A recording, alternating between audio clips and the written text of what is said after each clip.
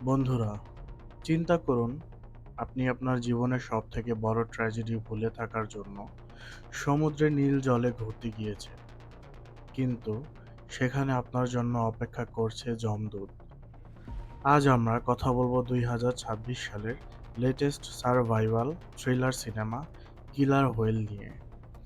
যেখানে একটি বিশাল অর্কা বা কিলার হোয়েল সাধারণ কোনো প্রাণী নয়, বরং একটি আস্ত মৃত্যুযন্ত্রে পরিণত হয়েছে। কেন এই অর্কাটি মানুষের রক্তপিপাসু হয়ে উঠল, আর আমাদের মেইন ক্যারেক্টার ম্যাডি কি শেষ পর্যন্ত বাঁচতে পারবে? চলুন জেনে নিই আজকের মুভি এক্সপ্লেনেশনে। গল্পের শুরুতে আমরা দেখি ম্যাডিকে। ম্যাডির জীবনটা সহজ ছিল না। 1 বছর আগে একটি ডাকাতির ঘটনায় সে তার বয়ফ্রেন্ডকে হারায়। সেই ঘটনায় তার শ্রবণ শক্তি কিছুটা নষ্ট হয়ে যায়। ম্যাডির এই অবস্থা দেখে তার বেস্ট ফ্রেন্ড ত্রিশ তাকে থাইল্যান্ডের একটি সুন্দর দ্বীপে নিয়ে যায়। তাদের উদ্দেশ্য ছিল সমুদ্রের নীল জলে সার্ফিং করা আর রিল্যাক্স করা। তারা জানতো না যে এই সুন্দর পরিবেশের নিচেই লুকিয়ে আছে এক ভয়ঙ্কর আতঙ্ক। তো ম্যাডি আর ত্রিশ সেই দ্বীপে আসার পর তারা খুব এনজয় করে ঘুরতে থাকে। তো সেখানে ত্রিশ যশ নামের একটি ছেলেকে দেখে তার খুব ভালো লাগে। তো ত্রিশ এবং যশ তারা খুব ঘনিষ্ঠ হয়ে যায়। পরের সিনে দেখানো হয় তারা তিনজন একটি নির্জন দ্বীপে পৌঁছায়। সেখানে যাওয়ার পর যশ ত্রিশের ফোন নিয়ে জেট স্কিতে রেখে দেয়, কিন্তু ম্যাডি তার ফোন লুকিয়ে রাখে। সেটা ত্রিশকে দেয় তার অনলাইন স্ট্রিমের জন্য। তারা সেই দ্বীপে এনজয় করতে থাকে।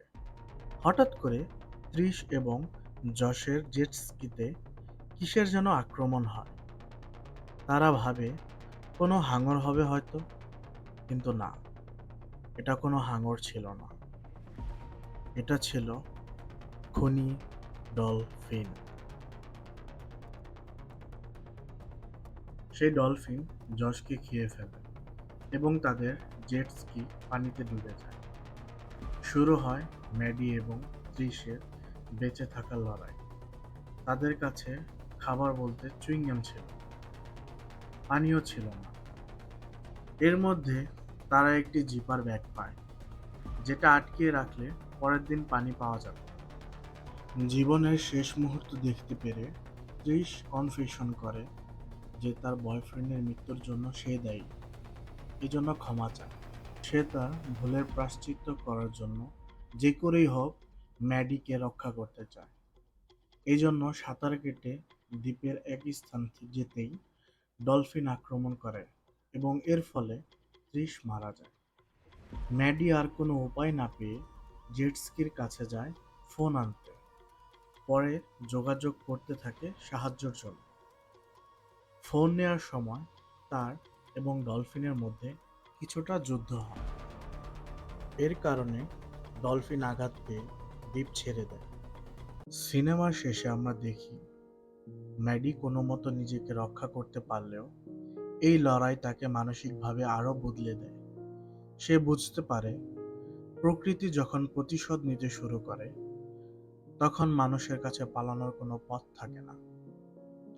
তো বন্ধুরা, আপনাদের কি মনে হয়, সেটোর কি দোষ ছিল, নাকি মানুষের অত্যাচারের কারণেই সে এমন হিংস্র হয়েছে? কমেন্টে জানান। আর ভিডিওটি ভালো লাগলে লাইক ও সাবস্ক্রাইব করতে ভুলবেন না। দেখা হবে পরের ভিডিওতে।